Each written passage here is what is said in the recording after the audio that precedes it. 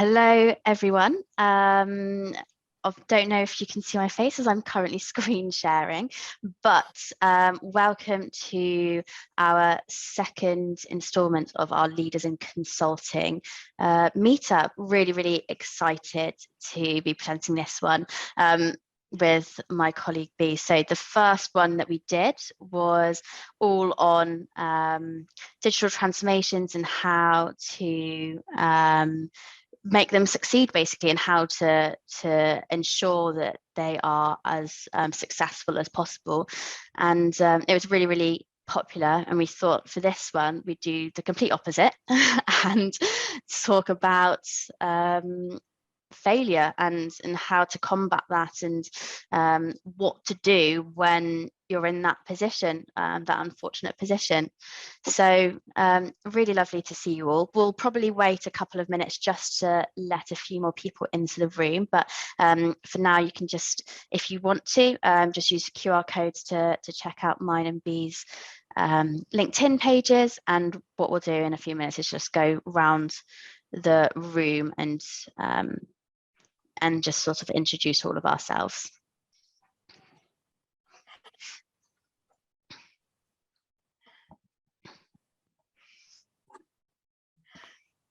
And B, if you obviously you can see who's in, so feel free to kick us off with the introductions when you think we are almost there with the. Yeah, absolutely fine. I think we're probably good to go, Fran. Cool. Yeah. Brilliant.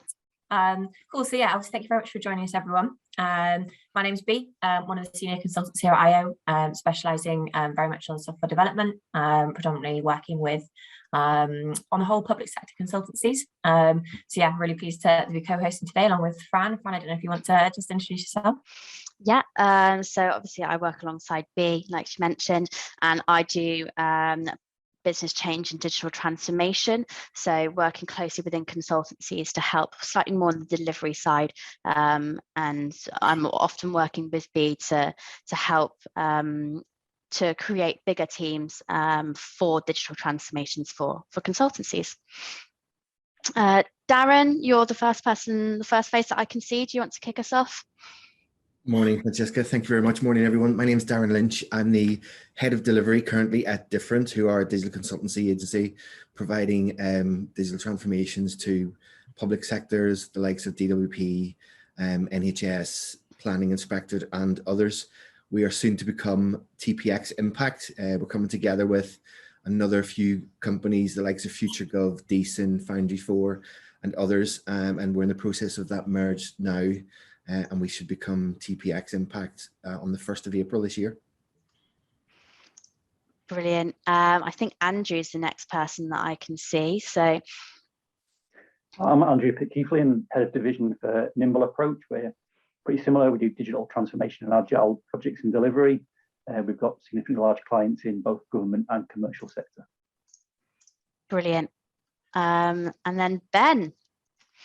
Hi everyone, I'm Ben Davison. I'm the founder of a digital transformation consultancy called Axiologik. We're 6 years old and we specialise in leading large-scale digital transformation, often in complex and regulated sectors. So recent work we've done is leading the setup of the COVID testing digital services and the COVID vaccination digital services. And we also work for clients like the Home Office, Thomson Reuters, Selfridges, etc. Brilliant. And then I think Adam, that leaves you last but not least. Yeah, hi everybody. My name is Adam Skinner. I'm a director of consulting for about 300 strong digital transformation consultancy. We worry about obviously digital transformation, but a lot of data analytics, managing data services, and all sorts of fun stuff like that, primarily into the financial sector, but also the government and the retail sector. Brilliant. Thanks so much, guys. So I think we've got quite a few participants now, which is really great. I'm sure there'll probably be a few more as we go through. What we'll say is if anybody has any questions whatsoever, pop it in the chat. If it's related to a particular question that we're discussing at the time, we'll pop it in as we're discussing it. If it's slightly more general, we might leave it till the end and discuss it in a little bit more detail. And we'll just go through a couple of the key topics to do with this subject throughout the course. So yeah, I'll kick us off with the first question.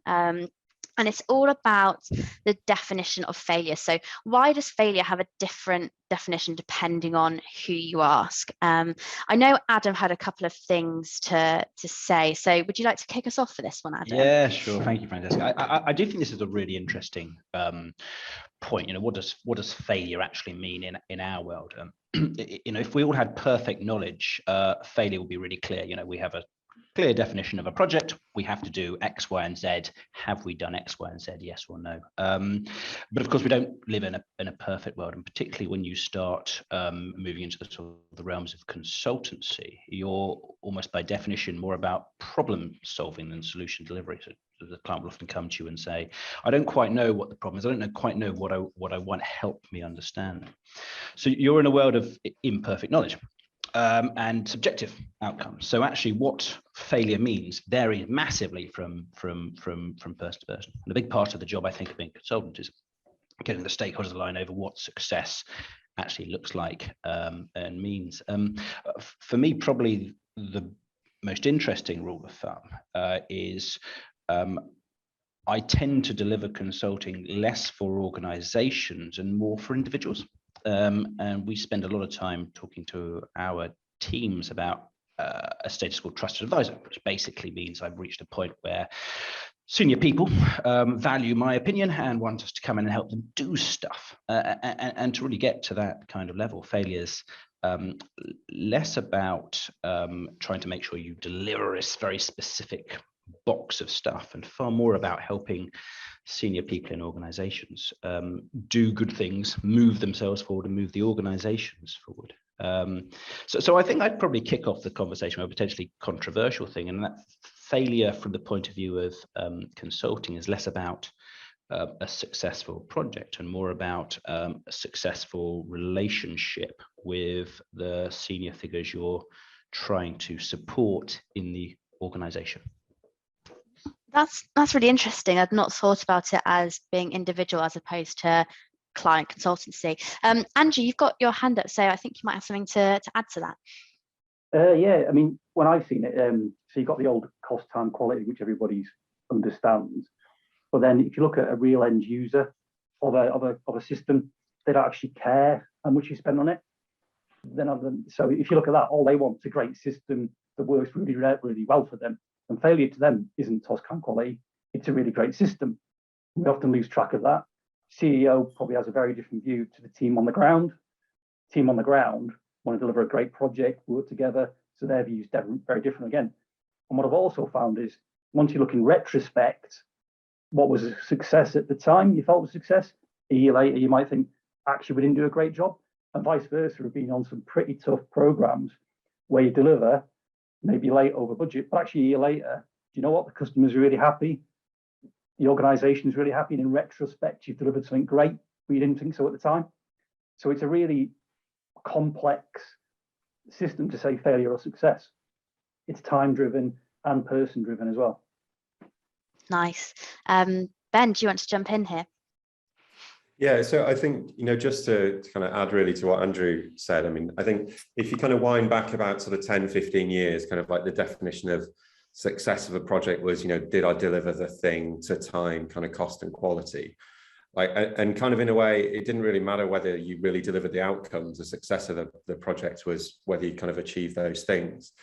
And I think kind of like thinking has moved on a little bit now with sort of like the advent of kind of more iterative and kind of incremental and kind of data-driven kind of delivery methods. And I think much more of the thinking now is around, did we achieve the outcome that we set out to achieve? And in reality, that's the only thing that matters. So, did we achieve the objective for why we started this project in the first place? How we got there, kind of less important, but ultimately it's about, did we deliver the results?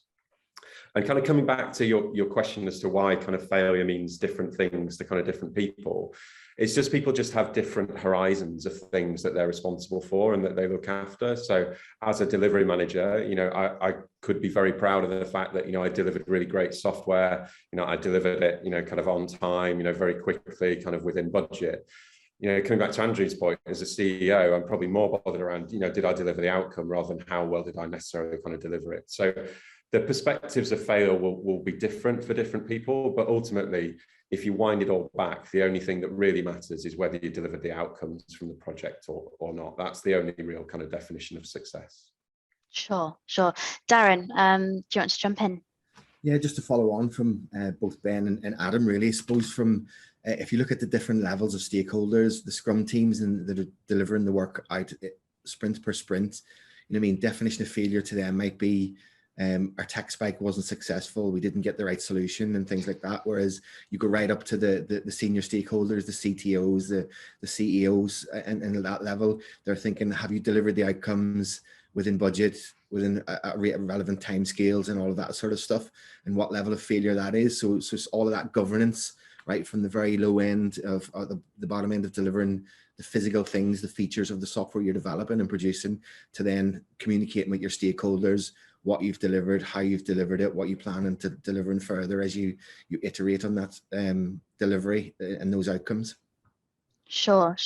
And I think it was Andrew, I think you mentioned just then retrospective, and what would, just as a sort of side question, what would you say is more important for the longevity of a relationship? Would you say, the immediate feel of a project is longer lasting, or do you think the more retrospective feeling of an outcome of a project? It's probably the retrospective when I look at it in terms of success and failure. So I've been on a project on a delivery that I thought was a success, and if I look at it 5 years later, maybe the project was a success, but our delivery and our relationship with the customer wasn't. So I look back at it at the time as a success. I look back at it now 5 years later and go, actually, it was probably a commercial failure from a supplier perspective.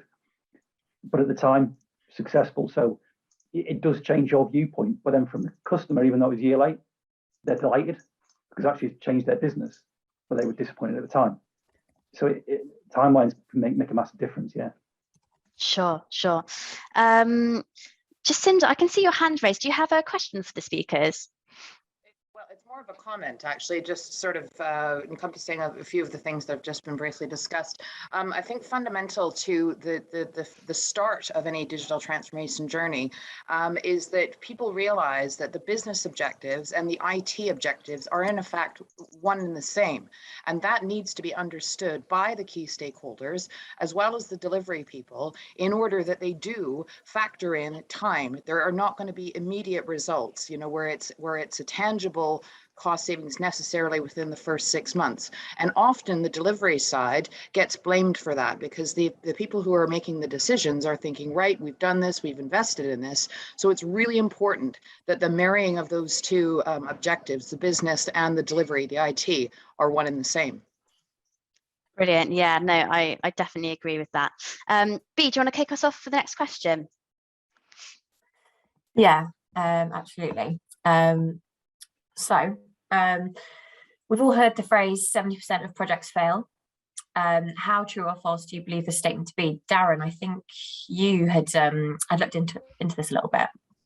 Yeah, I was quite shocked when I heard the statistic actually that 70% of projects fail, because I think from a delivery perspective that it's not true, because when you do digital transformations, there's so many things that you take into account. So you have the people, the process, the tools, technology, and all of that. And if you're doing a digital transformation, they always deliver something. So they always provide, some sort of change, some sort of improvements. And I suppose then it's what level you're saying that failure is really. So, you may only provide part of what the requirements were at the end as you set out for a digital transformation, especially when you're doing wholesale changes across, whether that be a public organization or a private sector organization. Certain areas of the business might think, oh, that's a failure. Like Jacinda just said, understanding the IT side of the business and the senior stakeholders all need to be aligned in what you're trying to deliver. So from an IT perspective, they may have delivered all of the requirements from a technology perspective, but have they delivered everything that the user wanted, the end user, and how they're going to use it? So that for me was quite a shocking statistic, to say 70% of projects fail. Yeah. However, then when I thought about it, if you think back to the old school waterfall delivery and delivery methods where you put your developers into a room, or you're implementing a CRM system that's, I mean, they say, I want it delivered in 12 months. This is the drop dead date. And then 9 months into you trying to implement that system, the budget goes, well, we don't have the money, we're killing the project. Things like that would probably attribute to that 70% failure statistic. So it'd be interesting to hear what Adam and Ben and the other guys have to say about that. Yeah, Adam, I think yours is the first hand to go up. So do you want to carry us on? I was just going to say, I mean, this is one of those great phrases that, you know, in consulting you tend to use to try and sell work. And you tend to walk into the crowd and say, do you know that 70% of projects fail, and you must buy my X to kind of try to sell it. I mean, it's actually a really unhelpful kind of. I'm not going to use the word statistic, I think, because it creates such a binary concept. It's kind of failure or success, and just the digital transformation is just not about that at all. I think a much more positive way of looking at it is this is hard. Digital transformation is hard, and there are things that are going to make it easier. Probably the most important is being really clear with everybody who matters about what does success mean, and remembering that, you know, we don't have a perfect view of the future when we kick in. I mean, it's one of the great things I think of the agile revolution is we're much more comfortable accepting we don't know what this end state is going to be, that we're going to try and move towards something that we at this point agree is the right, but things are going to change, and that isn't a bad thing. You know, failure or success is slightly a meaningless concept, I think, right at the beginning. It's never that binary. That was all I was going to throw out. Yeah, no, certainly. Andrew, you were next. What have you got to carry on? Oh, you're on mute, Andrew. A couple of things, yeah. I think from a consultancy perspective, if 70% of my projects failed, I think we'd all be out of business. So that's the first thing to say. So I'd probably say if we were at 70% failure rate, would not be in our roles. First thing, and it is around the definition of failure. And I think, as Darren mentioned, if it's cost, time, quality as it used to be, then clearly that's a different definition. But what I have seen often is large programs rather than projects halt and restart due to misalignment with the organization and organizational strategy. So that's a much more common thing that I've seen when they try and do a multi-year complex program of work, and then the strategy changes, the world changes in the meantime, or the directors change in the meantime, and they want to do their own thing. So I've seen that happen much more often than the way we probably work as individuals, which is small and often rather than big change. And that's where I generally see that 70% failure rate is much higher in them areas than small and often. Yeah, no, for sure. Ben, did you have something to add? Yeah, so I mean, I think that, like many of us, I think the stats kind of fairly kind of unhelpful, kind of really. And it's kind of written from the sense that like everything's kind of knowable up front. So it kind of gives you this kind of illusion of kind of certainty that, you know, I can plan everything out and I know exactly what I'm going to get in return. And this is exactly how much it's going to cost me kind of 3 years out. And just the world isn't kind of like that. You know, now we think less about kind of projects and more about kind of sustainable products and services, and thinking about like the economic kind of lifespan of the service rather than just a shorter time window of the project. And I think once you start to do that, you get into just much shorter windows around like funding envelopes and return on investment for specific tactics within a particular window. And it's much better to kind of judge success over those kind of shorter timeframes than it is around, you know, something that you wrote 4 years ago or whatever, and you know, just didn't really kind of last 10 seconds once you got into the project. So I can see where the stat has come from. Like Adam, I've seen it used so many times to kind of justify why they should pick this consultancy over kind of that consultancy. But I think fundamentally the premise is kind of wrong. And actually, if we kind of keep thinking that, you know, we can come up with these 5-year kind of funding envelopes, we can define the plan over 5 years, and success is whether we rigorously followed that plan and got those results, then we'll continue to see those kind of 70, kind of 80% kind of failure rates, because actually success is not rigorously following a plan. Success is kind of being able to adapt to kind of what throws up. And you know, you may get less benefit, you may get more, but that's not necessarily the definition of success. Yeah, no, it's an interesting way to think about things. You know, slightly less black and white, and as you say, the goalposts or you know, the challenges that come your way, you know, can't necessarily be foreseen really. Fan, do you want to move us on to the next question? Yeah, I think it sort of leads quite wow, either really nicely or really not nicely on to the next question.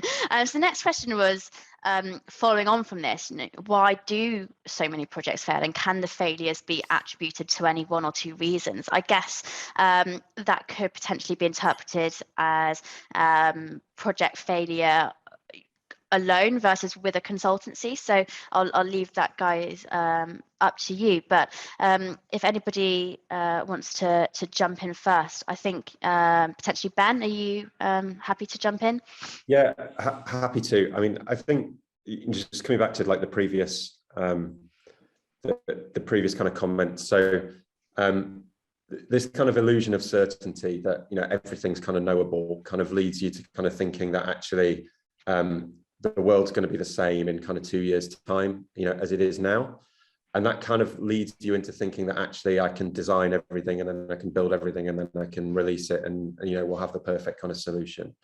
And it just doesn't kind of work like that. You can do as much kind of user research and so on as you like, but actually it's only when kind of real product starts getting used by real users that you learn about things. So the real problem, I think one of the key drivers in projects failing is taking too long to get kind of product out there and to get kind of feedback from kind of real users, and being able to learn from that and kind of pivot and adapt to kind of move to where, you know, the next most valuable thing is to kind of capitalize on. So I think for me, that illusion of certainty that everything is knowable up front, I think is one of the main reasons. And for me, the second reason is taking too long to kind of ship your product, both either initially or being able to kind of iterate around your product to kind of adapt it to kind of feedback or to kind of new opportunities. So for me, I think those are the two key things. Nice. I think obviously, Ben, you're talking quite a lot about the longer duration of bigger, slightly bigger programs, and you know, talking over years and things like that. So I don't know. Obviously, the other guys have got their hands up. So either following on from that, Adam, I don't know whether you want to jump in. We can also talk about as well the shorter projects. I think sometimes that figure, that unhelpful figure that we mentioned, can sometimes come from just seeing a project like a 2 month, 3 month short thing, and it's either here or it's here. I don't know whether there's a slight difference in the way that you would evaluate that. I was just going to say, there's government did a really interesting piece of work a few years ago called Project X, where they looked at a load of different projects and programs to try and work out again why they failed, or what was the main reason why things didn't turn out as it should be. Now, these were all quite big waterfall and digital transformations, but the top three were the plan changed, they didn't have the right resources and capability, and the scope changed. And I think jumping on Ben's comment, actually, I think they got the slightly wrong thing, because it's not to say the plan wasn't right and the scope wasn't right is more or less an acceptation of reality. You know, we just don't know what the future is. So their answer was we must be much better at planning and defining the scope at the beginning. And actually, I personally think they took the wrong lessons from that. I agree entirely about the resource one, actually, and you can almost always point to a resource gap. Actually, for me, the number one most important thing about projects is getting the right resource in there. When you talk about kind of smaller assignments, though, you perhaps are a little bit closer to a place where actually having a good scope and a good plan is quite a good thing to have, I think, at least to start off with, even if it's just as a tool to get everybody on the same page about what we're trying to do. You need to be really comfortable that this thing is going to change. You know, you need to be really comfortable that actually, you know, this is a complex world, but it is quite helpful to have something to begin the conversation. I think on much bigger programs, it can become a really dangerous thing, because actually you start continually pointing to things, and they almost become, you know, people in their own right. You know, the plan is telling us we must do this, and it's just wrong. So yeah, but scope, plan, and resource was what Project S seemed to imply with the big things.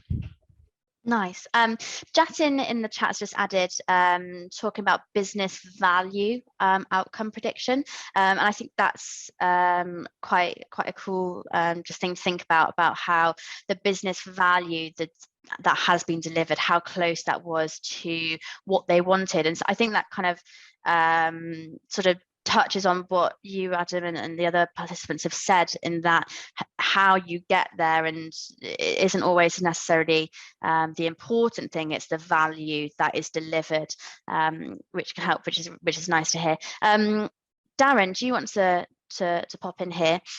Yeah, it's a good thing you said that value, because that leads into what I was trying to, or going to say. It's sometimes where you want the value to come from. So what I've found is that when a business starts the conversation around digital transformation, the first and only place they look is with their IT systems and the tools that they're using. And then the IT teams are the ones expected to deliver the solutions. And you have conversations like, we've got this technology, we've got this know-how within the business.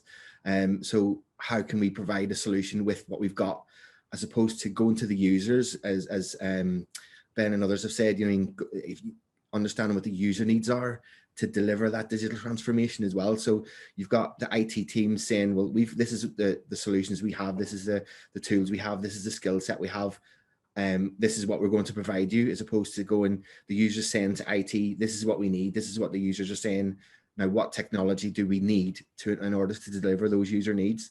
So and I think another one for me is around failure, is not having fully understood the scope of the requirements or the brief going into or commencing the project, and then that, as Adam said, that plan changing, that brief changing as you have those conversations with users, and releasing really early, an MVP of a product or a service that you're building, putting it to the users, and then being able to iterate on it, understand your failures, what the failures are, and asking those really hard questions. Why do you think it's a failure? What part of it has failed? What hasn't delivered in terms of your requirements or the brief? I think that's it's really important to sort of see it in that perspective. Andrew, I think you've got your hand raised. So do you want to pop in? Yeah, let's do it quick. I'm not trying to repeat what the other guys have said, but I think what I've found is having great people makes a massive difference. So having great people on your consultancy team, having great people on the customer team generally makes a successful project. So you can have the best plans, best methodology, but you don't have to have great people who are motivated and skilled. You're going to fail. So like a football team, generally the best team wins the Premier League, generally. So having great people who are motivated, skilled is absolutely fundamental. All the other stuff will fail if you don't have that in the first place. So I was just not trying to repeat the other guys, but that's the fundamental for me. No, I really like that, because I don't know all that much about football, but you do see it sometimes where the best teams in the world, if they're not collaborating with each other and they're not actively working with each other, they're never going to get there.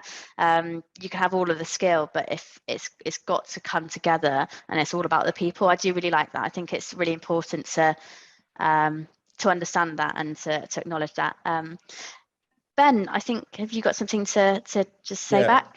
I just wanted to just come in on kind of like Jatin's point, because I think it's really important. So I think one of the classic failures on projects is to think about like the outcomes to be achieved are kind of too far down the track for you to be able to kind of make meaningful decisions based on those. So I'll just give you an example. So I've done a lot of work in kind of healthcare. So if you're thinking about like healthcare systems for cancer screening, you're kind of measuring the success of those by kind of fewer people dying in the future. So it's kind of like, well, how long do I have to wait before I know whether the work that I'm doing is kind of successful or not? And that kind of leads you to a point where actually, if you rigorously focus on those ultimate kind of end outcomes, you're never going to be in a position to know whether the work that you're doing is kind of valuable or not, or whether there are other things that you should be doing that are going to give you more value. So it's really important that you have some kind of feedback mechanisms or kind of other outcomes that relate to those that give you shorter feedback cycles for you to understand whether you're doing the right work or not.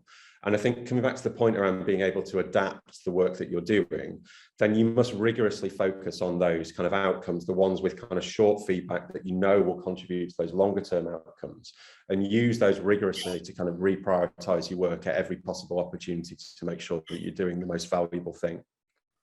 And I think if you focus too exclusively on those long-term economic benefits, which quite often happens in government, then you get to the point where you're rigorously kind of following the plan.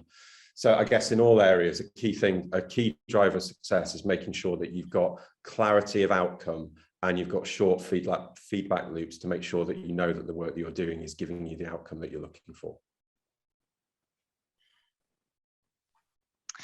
Nice. Go on, B, sorry. Sorry, Fran. I was just going to take us on to the next question. So is it possible to tell a digital transformation is about to fail before it's too late? Darren, do you want to kick us off on this one? Yeah, I suppose it should be possible to tell is the short answer to that when it's going to fail. But again, it's that definition of failure. For example, at sprint level, you should know you're not going to deliver the outcome of a sprint pretty early in the sprint, but you should be able to say why you're failing, what's missed, what you haven't delivered. You should know when you're going to hit your release windows, for example, and you should know pretty early if you're going to fail to deliver the features or components that are being developed and that sort of stuff. But I think communication and the comms right from that the sprint level teams up to the senior stakeholders, as long as you've got the right governance in place and it's being communicated from top to bottom and bottom to top, then you really should know that the transformation is about to fail. But sometimes it can be something can come in left field, and a ministerial decision could change the whole approach, and then so effectively your project could have failed because of things like that. So yeah, it's understanding that definition of failure and then being able to come out of that and say, well, we failed at this. However, we're going to do this, this, and this to improve it. We've learned these lessons. We're going to stop this. We're going to continue to do this, and those sorts of things. So I think, yes, you really should be able to tell that a transformation is going to fail at a given point. Thanks, Darren. I've got no hands up, so I'm just going to, Ben, yeah, what have you got to add? Yeah, I mean, there's all sorts of smells, like when you go into a struggling environment that are indicators that things are not kind of heading down the right track. So constantly kind of missing as Darren said, like missing your release window and kind of not shipping kind of like product is like a really bad smell, kind of like a lack of kind of integrated or kind of end-to-end thinking. So designing integrated services across kind of different products. So people just being left to kind of do their own thing rather than thinking about how do they come together. People not thinking about how the digital channels kind of map onto the physical channels. So kind of like the support experiences, that kind of thing. What else? Trying to do kind of like really big like releases rather than trying to do like smaller, kind of more frequent kind of releases is typically a bad smell. Trying to test it all at the end rather than trying to test it like incrementally as you go, not really thinking about things like non-functional requirements and how you're going to manage and kind of operate your services. There are lots of kind of traditional bad smells that you would see. A key one is not really thinking about things from an integrated perspective. So thinking about how do your kind of like products relate to each other in terms of end-to-end design, and how do you marry up the digital and the physical channels. The other kind of key one is not preparing for failure. So quite often people just focus on the happy path, and actually what's much more important is actually preparing for when things do go wrong. So just understanding where are the possibilities, how do we recover for those, what does the support experience kind of need to look like. So that overall kind of holistic kind of integrated thinking, I think, is probably one of the biggest bad smells that you can see.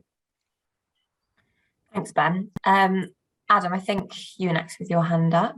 Yeah, I was just going to say, I thought that was an absolutely excellent list from Ben, but I particularly liked his use of the word a bad smell, because it really is there. And particularly if you tease out the kind of concept of digital transformation project from consulting assignment, it's fascinating how with a particular client, things can be going wrong, and yet they still want to work with you because they see you as part of the problem rather than part of the solution apologies rather than part of the problem. Timescales can be slipping and there can be problem next way, but if they think you're there to help them, your values align, and you're communicating with them, actually you can stay around and the assignment can be a success. But it really is a smell thing. There will be a moment where the senior stakeholders suddenly feel that you and your team are part of the problem, not part of the solution, and then it's only a matter of time till your assignment is a failure. And that's all about communication. It's about, do they still want to meet with me in rooms? Do they still want to talk? Do they still share the wider problems with me, or do they start doing stuff that makes me think they're looking for other places to solve the problem. So I think you can definitely tell when an assignment is about to fail and you're about to go out the door. It is a smell, it is a stakeholder thing. Yeah, 100%. I guess if the signs are there, the signs are there, for sure. Darren, you had your hand up next, I think. Yes, I was just adding to what Ben and Adam said, as well as that communication, as I said earlier, is really critical. As long as you're communicating the failure, and then I suppose what that failure means to the overarching delivery of that entire program of work, because you mean an individual project within that may be failing, and that may, from a change management perspective, when you're linking with those other interoperability services that you're interacting with as well, I mean, you may affect their delivery as well, and not when you by you failing to deliver something. So it is that communication, and I suppose we have to remember, in Agile, failure is a good thing, and it's seen as a good thing as long as you're doing it fast, and you're learning from it, and you understand the failure, and then you're progressing and moving forward. Andrew, what did you have to add? Yeah, just a quick one that builds on, so in terms of the consultancy, a quick story that yeah, we knew it was failing when I was getting dragged into daily war rooms. At that point, you know, you're on a failure path, and when the sponsor won't look you in the eye and will sometimes swear at you, I've had at that point, you know, you're absolutely in the failure space and the stakeholder relationship's broken. Yeah, so it was just a quick one to build on it, that at that point you absolutely know, and it was, how do you know before that point? And there we didn't, and it was a failure that of foresight, that you end up in a bad situation like that in a war room, and with delayed programs when we should have probably had foresight to see it coming. And that comes with experience and time. Yeah, for sure. Obviously, not a situation you want to end up in. I thought Darren's just little point there on failure within Agile actually being seen as a good thing was quite an interesting viewpoint. Obviously, it's how you tackle that failure and how quickly you can respond. So yeah, I thought that was an interesting point. Fran, do you want to take us on to the next question? Yeah, 100%. I think, Andrew, what you just said there about, you know, you were right in it, you're deep in it, and you couldn't necessarily foresee it. I think that leads really well on to our next question. So I'll get you to kick it off if that's okay in a second. But it's all about when you're deep in project failure, and you know it does happen, it must happen. Well, what's the number one priority for you? You know, how does your team deal with it? Do you repair the relationship with the client first? Do you salvage the project at any cost necessary? What are your next steps? Well, I can give you a real life example where that's happened on a tens of £1 million large program, which hit that point, and we probably dealt with it in the wrong way, and I've learned lessons from how, when it wasn't the organisation now, it's previous large consultancy, where we went into a defensive mode, we protected ourselves, and not felt about what was right for the client or the whole program as a whole. So we stuck to the contract very, very definitely, stuck to the documentation that we produced, which didn't help the program, didn't help the wider relationship with anybody. It was a multi-supplier large program. The other suppliers accepted they'd made errors, which put them on a much better position for the next year. We didn't, and we never did. That meant financially it was successful. So financially, actually, that meant we got additional work because they had to pay us to finish the program. However, that meant in the long term is we lost the contract with a customer, and it was a big bank. So was the program a success? Did we make money? Was the P&L great? Yeah. Did we completely fall out? Absolutely. Did it feel like a success at the time to us commercially? Yeah. 5 years after, you'd go, we did it completely wrong. You know, but that was the whole organisation was positioned in that way. And looking back on it, what you've done, well, you have to take some culpability, even if maybe you're not. Maybe accepting stuff has happened and you've got lessons to learn and you're not perfect yourself is a good thing to do in the first place. So my lesson with that is don't go in as arrogant as we did. Accept capability and culpability, go over and above to try and solve the issue. It may cost us a bit of money, but you know what, in the longer term, it was the right thing to do. So for me, it's a big lesson for me that I had about several years ago about how to fix broken programs and projects and not just looking at it from the bottom line. That's really interesting, because it's that extra layer that's that commercial value. And obviously all consultancies, you have to have that commercial foresight and that line, and there will be people in each organization saying we need to head down this road, so we need to head down this route. And that leads straight back onto the first question, which was, what is the definition of success or failure? But I think sort of from that, just my own sort of observation, the commercial success at the time is exactly what you said. In the long run, the commercial success is actually a complete failure. It was a Pyrrhic victory. We sort of won the battle and lost the war entirely. Yeah. And it felt like that at times. So at the time, we've succeeded. We haven't had to pay any money back. We've earned additional revenue. You look back and go, we completely lost it. Yeah, 100%. I'll let the speakers speak first, guys, if that's okay. If you can just hold your thoughts or potentially type it into the chat, and then we can just recap this at the end of the question. I know that I think Ben, I think you had your hand up first. Is that okay to just jump in here? Sure. I mean, when you're in sort of like deep kind of trouble, the first thing you've got to do is just stop the bleeding. Ultimately, you've got to work out exactly, what are the biggest things that are hurting us, and you've got to stop that. You've got to staunch those kind of wounds like straight away. Following that, you've got to make some big decisions. So it's like there'll be some things that you're doing that may not be kind of like economically viable to kind of keep doing. And quite often, there's the tendency to say, we've been doing this for so long, we're so far in, it's only a little bit to go, etc. So we're going to keep going. And actually, maybe that's not the right decision. So you've got to take some kind of tough decisions about the things that you're doing. And I think you've just got to have some honest conversations, and you've got to start saying, we are in trouble kind of here. I think when people batten down the hatches and say, to the point that I think Andrew raised, like when you go back to like the contract and the documentation and so on, you've kind of lost the battle at that point, and it's very kind of difficult to kind of recover from it. So I think when you're in deep trouble, so stop the bleeding and have open and honest conversations about where you really are and what you can do to try and improve it. I think those are the best things that you can do in that situation. Times the scariest conversations or the scariest questions and discussions actually are the most productive. It's the kind of things that you don't want to talk about that get you the best results. Hiding things gets you found out. So yeah. You've got to be brutally honest about kind of like where you are, but also have a plan for what you're going to do about it. So sure. I think just going in and saying we're broken and offering no solutions isn't going to help. But having a constructive discussion to say, we're not where we wanted to be, we're not where you wanted us to be, but here's how we think we can move forwards. That's a positive, constructive discussion to have with the client, as you've suggested. Yeah, 100%. Darren, I think you've got your hand up here.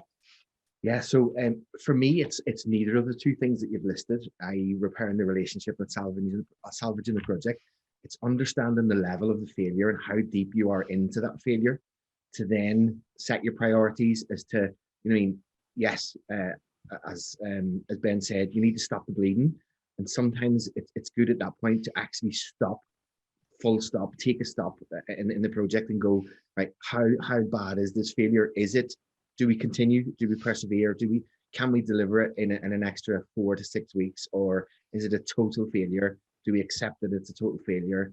Change the approach entirely to what you've developed or produced, and then, as you say, have the conversation, talk about the elephant in the room. Everyone knows it's there. It's just having the confidence to, I suppose, not when you're having a client-supplier relationship, it's building those partnerships. Now, a lot of digital consultancies talk about building partnerships rather than individual projects or programs of work.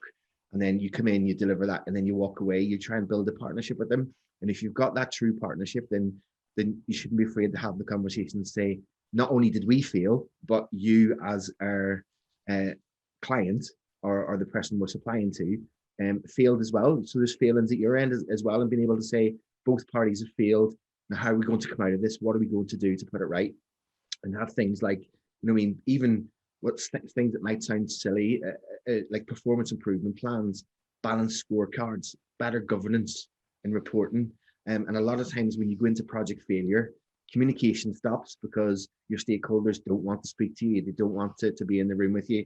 They want to go to their commercial and legal teams and say they haven't delivered this. What does the contract say? How do we get out of it? Those types of things. Whereas for me, that's when you need to have increased governance, increased conversations, to understand more and why you're doing those things. Sure. I think that kind of links in a little bit to what Adam was saying right at the start, in that rather than seeing it as a consultancy and a client, it's more of like a partnership on an individual level. Adam, I don't know whether you've got anything to add to that. Absolutely fine if No, I was just saying I do think, I mean, I totally agree with all the comments made. I just keep coming back to this. It is such a personal thing. It is such a close relationship you need to have with the clients, with the senior stakeholders, to make sure success is going to be delivered. Particularly if you're kind of in a problem space, you're trying to help them understand what the end point is. It's entirely subjective. It's entirely about the people. Yeah, no, 100%. I think I really agree with that. I think Jason sort of mentioned that in his chat as well, about the transparency to the stakeholders is just the real key to long-term success rather than tactical moves. And that comes with that level partnership that you get. Jacinda, did you have something to add? Yeah, Francesca, you just took the words right out of my mouth in terms of transparency, core pillar in terms of how things are delivered. And it relates to everything in terms of highlighting, going back to the original question about what problems and can you foresee them and so forth. Well, nobody has a crystal ball. Nobody can predict the future. But if you are constantly monitoring, using end user feedback and so forth, that you will be able to predict if things are going to start to go wrong before you get into the deep end where you're literally flailing and struggling for air, so to speak. Just going back a little bit further, I'm sure everybody's heard the expression in terms of as I think it was Andrew that used the expression winning the battle but losing the war. That is absolutely key in digital transformation, is that this is an ongoing marathon. This is not a sprint. And whilst we all really emphasize our efficiency and how we can improve efficiency and we can deliver quickly because of the very nature of tech moving so quickly forward, we need to bear in mind, especially in terms of our delivery promises, that this is not something, as I mentioned earlier, that is going to happen overnight, that this is an ongoing partnership, again, that was mentioned earlier, and that is really what needs to be focused on. And when things do start to go wrong, yes, absolutely address them and don't take the defensive position, but make sure that everybody's held accountable. And that goes back to the collaborative thinking, which I think it was Ben made a point on. Holistic and integrated thinking is so key throughout the entire process. Yeah, 100%. No, I definitely agree with you there.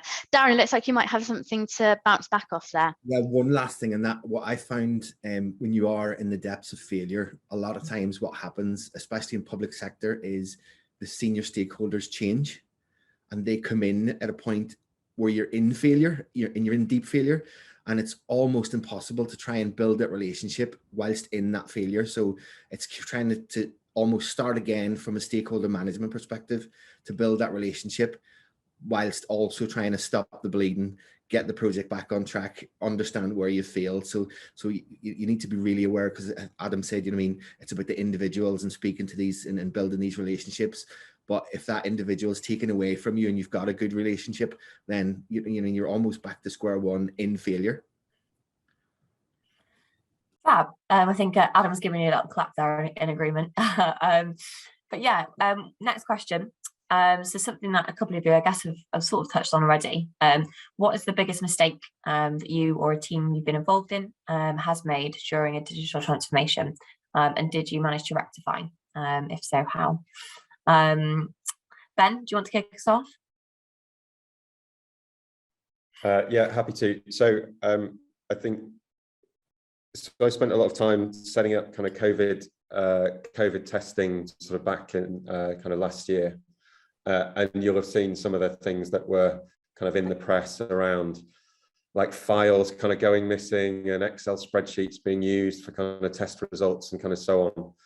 And I think one of the things that and that was kind of like legacy technology that we had to kind of integrate with. And one of the things that we didn't prepare for was kind of failure of some of that technology. So we just assumed that, you'd build interfaces and they'd work and you'd never have a problem. And when things like COVID tests are going missing, then they're kind of like significant, and you're potentially kind of causing the infection to rise rather than causing it to kind of die down, which is the objective. So one of the things that kind of like we really learned was designing for failure. So I mentioned it earlier, from kind of day one. So assume that everything is going to fail at every particular point in your journey, and be really clear on how you're going to recover from that situation, either through, replaying transactions or kind of resending files, or even just kind of making sure that you're going to kick somebody out to a call center, but make sure that when they arrive there, that the people that are talking to the people that are impacted by this are in context, they know what the situation is. So design elegantly for failure as part of your initial design, and don't think about failure as something that you build on kind of afterwards. So that was kind of one of the most important things that I learned last year. Thanks, Ben. Andrew, I think you've got your hand up. Yeah, well, I'll go for this. So I've got a different example, real life example. If you remember when the iPhone was launched, in the UK, through the shops, there was big queues outside the shops. There was the failure in the process. That was the company I was in at the time, failed the process on the sign up. I won't tell you exactly what it is, but then there was queues. I was in the office. Everybody was doing the Free Peaks Challenge, apart from 3 of us in the office, and there was an angry CEO from O2 and an angry CEO from Apple as well in the UK, shouting at 3 of us in the office as we were trying to fix in live, trying to resolve the problems of big queues, which are on the BBC News, ITV News, and everywhere else at the time. And that will impact the root cause of that was, as mentioned before, it wasn't scaled properly. The design wasn't accurate for the volumetrics. It just wasn't suitable for what it was trying to achieve. So a lot of lessons from that. And the next day there was a big program to fix it, obviously, where we fixed it all. But a huge failure that's in the press and you get the CEOs calling you was a good lesson for me.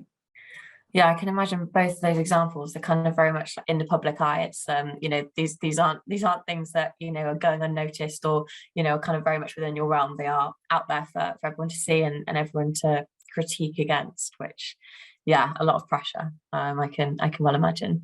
Darren, have you got a story you'd like to share at all? Oh, Darren, you're on mute. Sorry, on mute.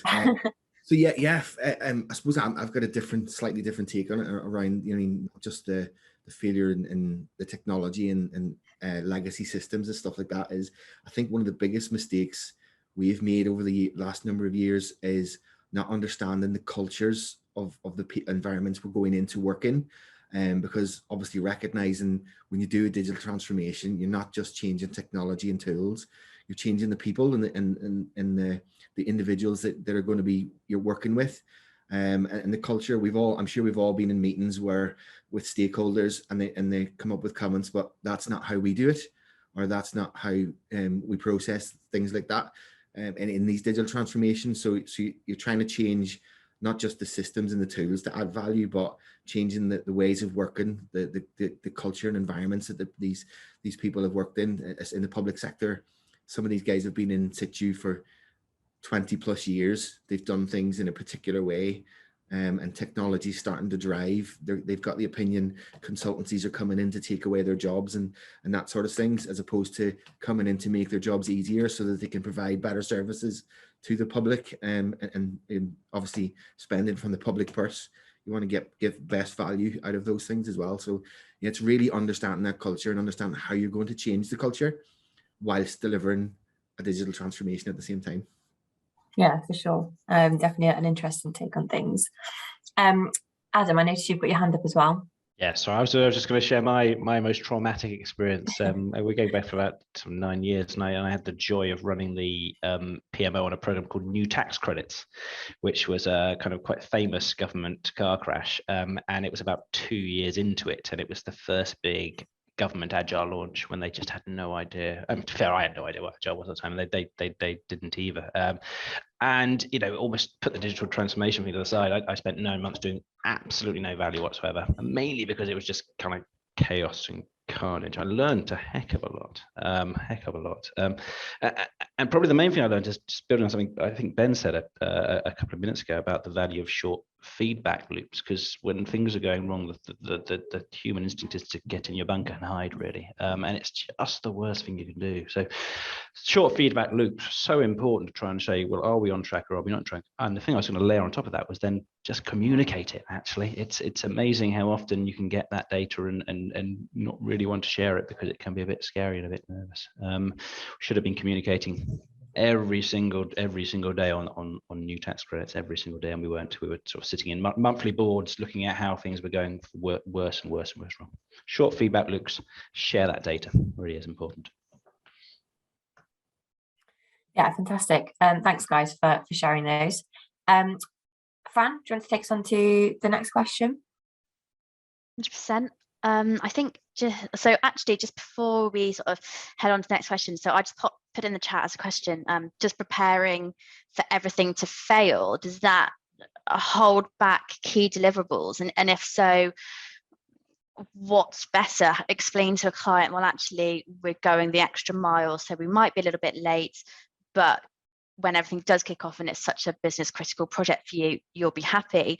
Or is it sort of, better to be delivering on time? I think that was potentially something as either Ben or Andrew picked up, I think, about sort of going that extra mile and preparing for failure. And I think Ben also had something to say as well on that. I don't know whether you want to elaborate on that at all. Yeah, and it really is kind of like horses for courses. So it kind of like, it really does depend on the system that you're working on. So if kind of like integrity of the data kind of isn't kind of fundamentally kind of critical to your kind of system, then you don't need to put the time and effort into making sure that it's, all your transactions are 100% reliable, replayable, recoverable, etc. So it has to be kind of context kind of sensitive, but nothing harms confidence in a product. I guess two factors. One is like missing data. So people are expecting stuff to be there and it's not, and you can't kind of like really articulate why. And the second thing is kind of like really bad kind of like experiences around products as well. So something just doesn't work and you can't like, you don't know whether like your transaction's gone through, you don't know how to recover from it, nobody can kind of help you. So I think always have that conversation with the client, but I think you've just got to be really careful about cutting corners around kind of error handling and kind of support stuff. And if you are going to do that, then just make sure that you're doing it in a context where it doesn't matter. Like if you're working in like healthcare or something like that, then like cutting corners around data loss and support and so on is like really important. In some other areas, I can't think of an example. If a transaction goes missing, it might not be important. So you've just got to think about the kind of particular kind of context. Most of the work that I do is in government. So designing for those kind of failure modes is kind of like absolutely kind of critical because there are implications kind of for it. So in government, I would generally advise not going live if you don't understand how your system's going to behave in the event of kind of failure. In other industries, maybe kind of less so, but I'd suggest it's kind of context sensitive. Yeah, 100%. Andrew, I think you've got something to bounce back off. Yeah, I agree with Ben. Essentially, it's definitely around the context. So generally, what we do with the commercial sector is discuss with the clients the level of risk they're willing to accept around different things and the cost they're willing to spend to alleviate that risk. And in government, it's different. In banking, they're very low risk. In other sectors, retail, they accept a higher risk because the margins are so tight. So they're happy to fix on fail. They're happy with a larger failure rate and they're happy to do so because it's such a competitive industry with multiple competitors there. Government definitely hasn't got a competitor and it'll be in the press. That's different. Bank will be in the press. Retail's different. So it is very much context driven. Yeah. So aligns to what Ben was saying. Yeah, and I think sometimes with retail and as well, the time constraints for getting something live, that's it. It's set. There's like you mentioned with Apple, that there's nothing that you can do. They're going live on that day. You're either ready or you're not, sort of thing. Jacinda popped in the chat actually, just a slightly different perspective when we were talking about the lengths and talking about the sort of deliverables and how long and whether to delay or whether it gets pushed back, actually changing the ways of working and changing people culture, and that governance can sometimes be more time consuming than just changing the actual digital transformation part itself. So that's always important to like factor in. So yeah, it's definitely something to think about as well. So yeah, I think we'll move on to the next question, which I think I always love talking about project failure, all of your mistakes, guys, so thanks for that. So I think the next one sort of, it talks about how you can repair a relationship with a client. So after a project that you've been involved with, it's going off track, how best to repair that relationship.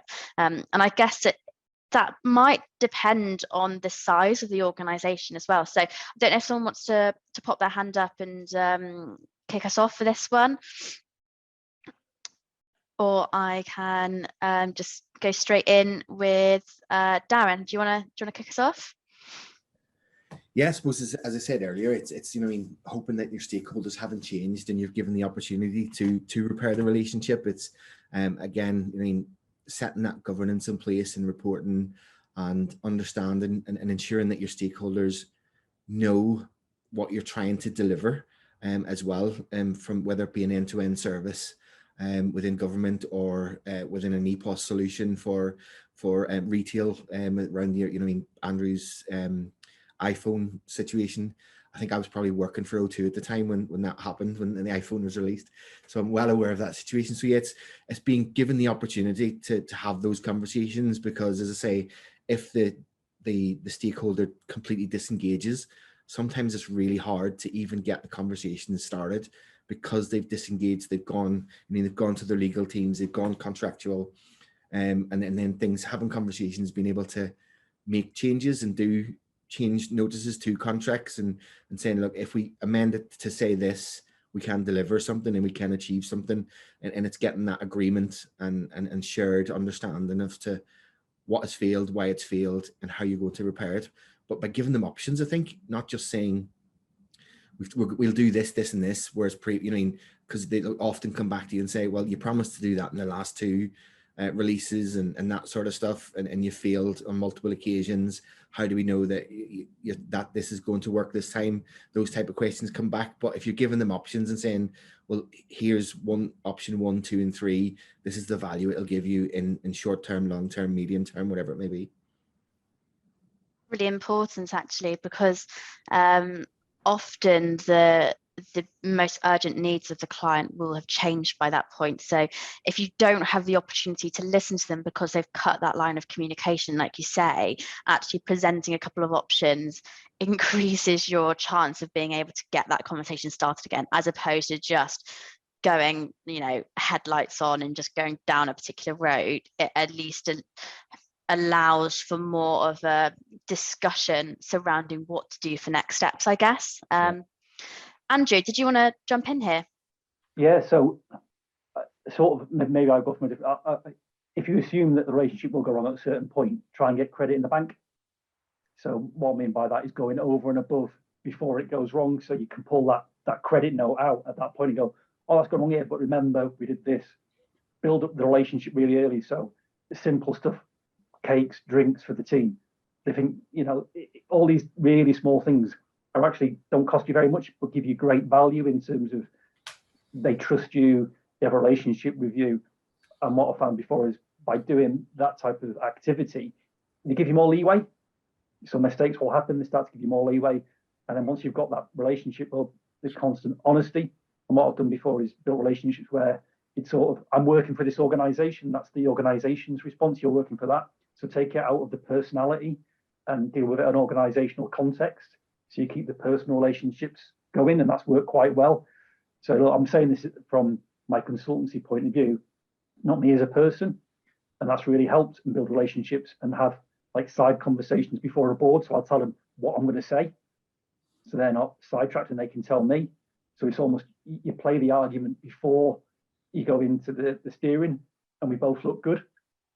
And I've done that before. So it's all building up to assuming something may go wrong. Yeah, 100%. Following on from that, one of the questions, I guess, we just talk about like not sidelining and so keeping that personal relationship open. How do you ensure that the client's seeing you as a person and not as a consultancy trying to get that commercial value out? I'll let you sort of answer that, Andrew, and then I'll hand over to Ben afterwards as well. So a part of that is talking about stuff other than work and getting to know them as people. So going for a drink and not talking about work, just getting to know them as the family, and then they can get to know me a bit more. And by doing that, you'll end up understanding more from them. They'll buy into you more personally and your team. And I know most methodologies, if you look at Agile, they miss that out. And it's an absolute fundamental component of delivery, full stop. Sure. No, I definitely agree with you. Ben, do you want to jump in here? Yeah, so I think what Andrew said is really good. I think, one of the things that you really have to do is just try and understand from your stakeholders' kind of perspective. It's quite often, easy just to think from within kind of like your boundary, but actually quite often you don't know kind of like what promises they've made within, the rest of the organization, kind of what kind of expectations they're now kind of like missing as a result. And if you can kind of really try and dig into kind of their motivations and kind of how things are kind of reflecting on them in the organization and help them to repair kind of some of that damage. So show your interest in them as an individual and how to make them successful. I think that that's a key way of trying to recover kind of, client relationships that have started to go wrong. But I think, as Andrew said, if you can put money in the bank in the first place, then that makes having those discussions a lot easier. Yeah, no, definitely agree with you. Adam, looks like you got your hand up. Do you want to jump in? Yeah, I was just going to, I couldn't agree more. I mean, we talk about authenticity, value, and utility when it comes to client relationships. That authenticity being, do they actually like you? Do they kind of believe in you, your expertise? Are you someone they like having around? Which is very much kind of, I think, what Andrew was alluding to.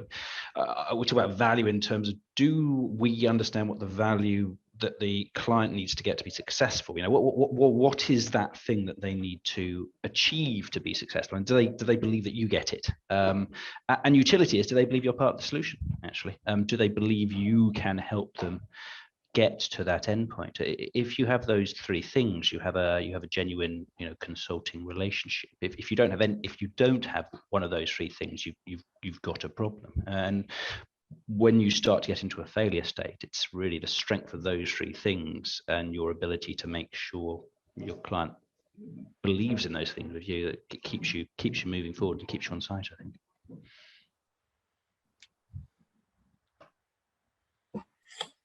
Fab, thank you guys. So I think we've got one question left before we move on to sort of learns and takeaways from the session.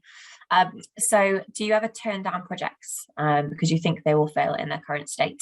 How do you address this to the client? Anyone in particular want to kick us off? I suppose I'll kick off again, if you don't mind. Thanks, Darren. From a digital consultancy perspective, our commercial team would absolutely kill me if I turned down any sort of project. They could make us money. So I would say never turn down the opportunity to assist someone in improving, as long as you can, right from day one, have the conversations and understand why they've been in failure or why you're coming. A lot of us have come into projects where we've replaced previous suppliers that have failed to deliver, but we don't ask the question, why did they deliver, what they failed on. You just come in with your own methodologies, your own ways of working, without knowing. I mean, what I could be saying, Andrew could have been there 12 months prior and doing exactly what I'm going to do. So I'm setting myself up to fail almost immediately by not understanding, when you go in to something that has failed, or they're in the middle of delivering something, what has went wrong, what you don't want, they fundamentally don't want you to do moving forward. And it's asking those questions right from the off. And then I think that will set you up then to be able to accept those difficult projects and deliver value and deliver something. Thanks, Darren. Andrew, I noticed you popped your hand up. Yeah, so generally we'd have a discussion with the client about where they are, where they're trying to get to, and some honest conversations about what we can bring to it. and what's not achievable. And if they agree to a realistic set of plans and commercials, but we have walked away from clients before when they're not realistic, they're asking for too much, it puts too much pressure on our team, and it's not great for our individuals. We would walk away, and we have non-bidded work when it's in that manner. If the organisation is not realistic and it's going to be a challenge for our staff, they're going to be demotivated and walk away. There's no point us doing the work, even if it's potentially a commercial win. So taking it around, we would walk away, but have the conversation in the first place. Yeah, absolutely. Yeah, an interesting point on I guess the challenging versus realistic. And if it's not going to be doable, then not biting off more than you can chew. Keeping everyone happy, really. Ben, I don't know if you've got anything to add to what the guys have said. I mean, the same. Like we've been asked by clients to do work and we've said no, and quite often, that is quite a powerful kind of message for them, to say like, we're not prepared to do this because we don't think like you're set up for success. And I think if you're kind of like showing that maybe you're acting in their kind of best interest rather than your own kind of commercial interest, that kind of can help with some of those discussions. We have taken on very difficult projects and ones that have kind of failed before, but we've had to have a discussion with the client to say we're prepared to kind of take this on, but the following things need to be different in order for us to do it. So otherwise we're just going to carry on down the same kind of track. But I think there is power in turning down work as long as you're really clear with the client as to why you're turning it down. And that's got to be that you don't think it's in their interest to kind of continue kind of doing it in the way that they're doing it.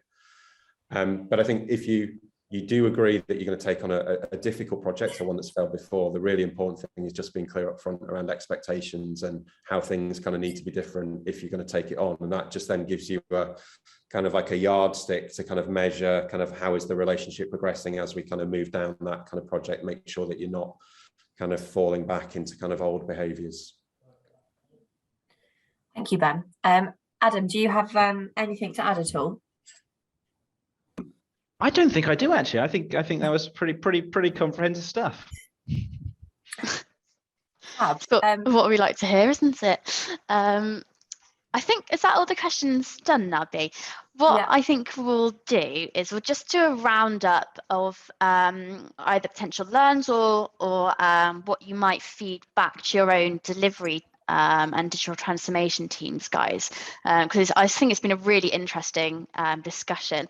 And then if there are any questions or any final comments, please do pop those in the chats, guys. Any of the people are still here, and we'll just finish off with any of those. Adam, seeing as I can see your face on my screen first, what do you want to kick us off? I was just going to say that kind of the one thing that comes, I mean, there's some really insightful and useful stuff, and thank you to the other speakers for sharing.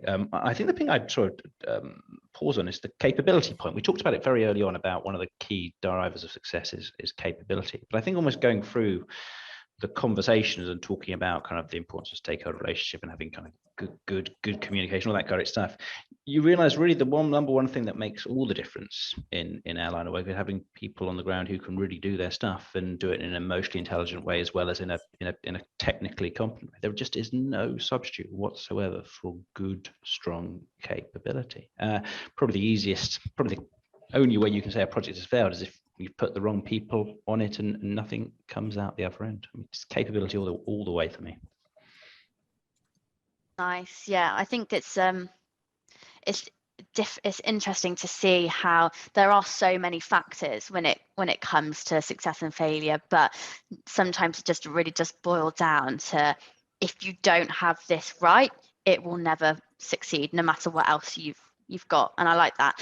Darren, I can see that you're not muted, so do you want to jump in next? Yeah, it's a very good point that Adam makes, and it's probably one for another talk completely on its own, is around that capability in people, because in the industry at the minute, we are finding it really hard to find and retain good people that have this knowledge, experience, and capability in this remote working environment. to do that, and looking after our people is definitely something that we're looking more at and as a priority, to be able to retain that knowledge and retain those good people to deliver the services.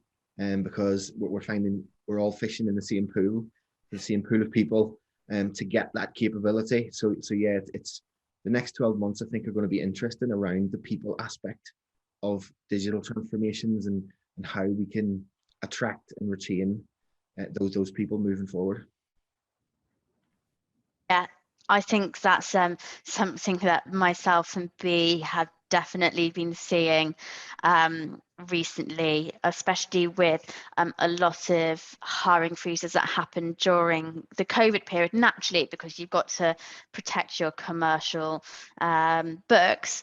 It's now getting to the point where actually that sort of middle ground of consultants who would have usually been going up the ranks and learning and basically evolving their skills over the last couple of years might not have had that opportunity to do that. They might not have had the opportunity to move around and get into the business. So yeah, especially down what you're talking about, preserving those skills and really nurturing that is really important. Andrew, do you want to jump in?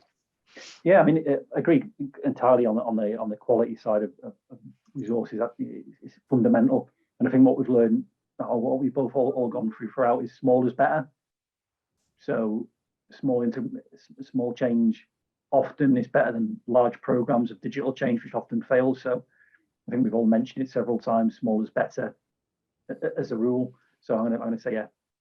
Keep that focus on smaller is better, rather than the super huge large programs with those difficult end time frames and costs and times, which are never often the ones that are failed or do fail. Nice, yeah, 100%. Ben, do you want to jump in? Yeah, I mean, we talked a lot about like software and things like that, but at the end of the day, we work in like a people business. And things like always go wrong, and then you recover them, and then they go wrong again and you recover them. But it's like amazing what you can get through if you have really good relationships with like your client, and you look after them, like understand their motivations, try and make them successful, like look after your team. You can pretty much get through anything and deliver some kind of really good stuff if you look after the people side of it. Brilliant. Guys, thank you so much. I think this has been a really, really great discussion, and it's been great to hear the differing of opinions, but also the points where you all agree that it comes down to fundamental one or two things. So I think that's really interesting. I think we'll probably wrap it up here. So thank you so much to everybody who's been able to join live. I know there are quite a few people who weren't able to, so this recording is going to be sent out on email. So people who are live, you will get an email hopefully in a couple of days' time with the recorded version. And if you obviously know anybody who would love to have been here but wasn't able to, feel free to forward that link also. Thank you very much, guys. Have a lovely rest of your day. Thanks. Yeah, thank you.